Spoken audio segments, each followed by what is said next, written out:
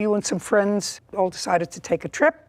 The trip was, I think, to Cancun, Mexico. Trip had to be paid. You ended up paying for the trip. According to you, you broke up. And initially he said he was going to take you on the trip, but since you are no longer together as a couple in any way, shape or form, you're prepared to take care of your own ticket. You just want him to take care of his because according to you, you did not get a refund on the trip. Correct. The defendant says, well, he did in fact pay $600 towards the trip, and that's all he's going to pay. He said that he believes you got a full refund for the trip.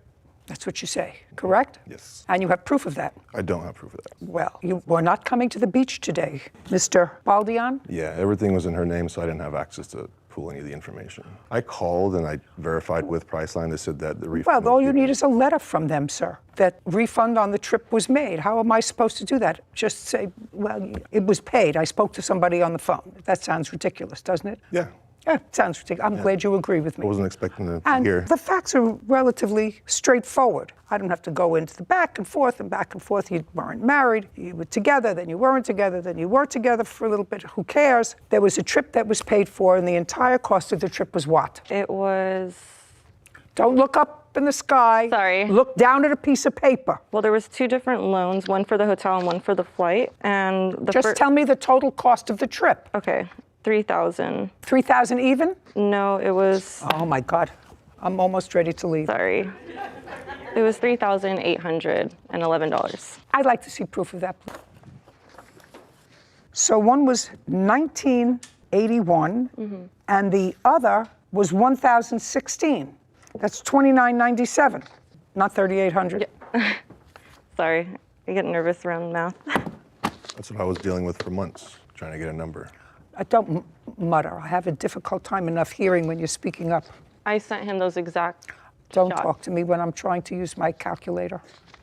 That means that each of you, if I cut that in half, each of you should have paid $14.98. So what kind of a credit or refund did you get? So they separated it with the flights, so I can't change the name of the flights. There's 945 and 34 is for the hotel. That's his Did you voucher. get that back? So yeah, it's a refund, but that only he could use under his name. It's split between both of us for the hotel and the flight. Okay, so he can use it and you can use it. He can use $900 worth. For the hotel, and then it's for something for the flight. I don't care. Did you give that to him? No, because I want him to pay me for his portion, and then I'll give him his e-ticket. His portion is $14.98. He says he paid on his credit card that you took $600 towards the trip. Is that correct? I don't know if it's $600, but he did put the down payment for each loan, which was, I think, $2 something. You know for each something? one.